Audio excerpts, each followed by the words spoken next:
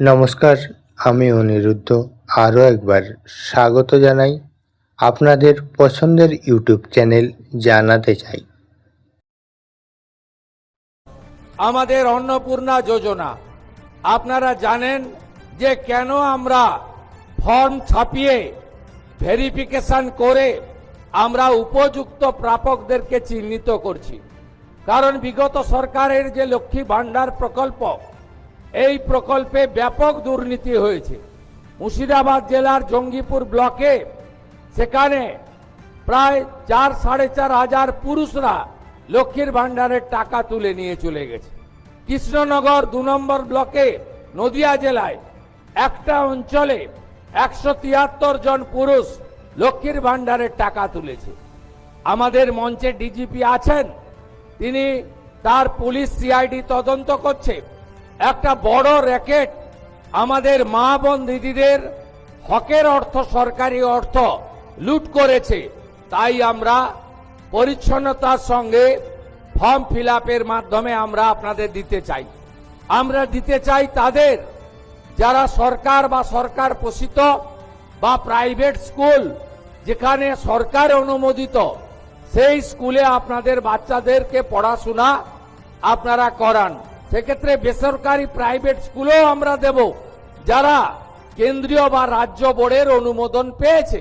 কিন্তু আমরা এমন কোন জায়গায় দেব না যেখানে ধর্মীয় শিক্ষা দেওয়া হয়, যেখানে ভারত বিরোধী কথা শেখানো হয়। সেখানে যারা পড়াশোনা করেন তাদের পড়াশোনাটা আমাদের মূল স্ট্রিম এডুকেশন, মূল ধারার শিক্ষার মধ্যে পড়ে না, আমরা তাদেরকে দেব না। যারা ভারত সরকারের, রাজ্য সরকারের বিভিন্ন ভ্যাকসিনেশন কর্মসূচিতে অংশগ্রহণ করেন না, ভ্যাকসিনেশন যখন হয় বলে এই টিকা আমার বাচ্চাকে লাগাবো না, এটা জন্ম নিয়ন্ত্রণের টিকা, তাই আমরা তাদেরকেও দেব না। তাই আপনারা সহযোগিতা করুন। ইতিমধ্যে জুন মাসে 3 তারিখে 28 লক্ষ মা বোন দিদির অ্যাকাউন্টে 3000 টাকা করে ঢুকে গেছে।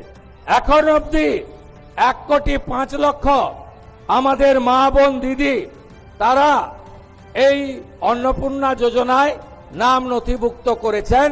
তাদের ভেরিফিকেশন কমপ্লিট করে আমরা পোর্টালে আপলোড করে দিয়েছি এবং এরা আগামী 1 জুলাই তারা এই জুন মাসের 3000 করে টাকা অ্যাকাউন্টেও পেয়ে যাবেন, ঢুকে যাবে। এতটুকু চিন্তা করবেন না। এখনো যারা বাকি আছেন জনকল্যাণ শিবিরে আপনারা ফর্ম ফিল আপ করুন, আধিকারিকরা সাহায্য করবে এবং আমরা প্রয়োজন হলে আমাদের বাড়ি বাড়ি গিয়ে সেই সহযোগিতা আপনাদেরকে করব।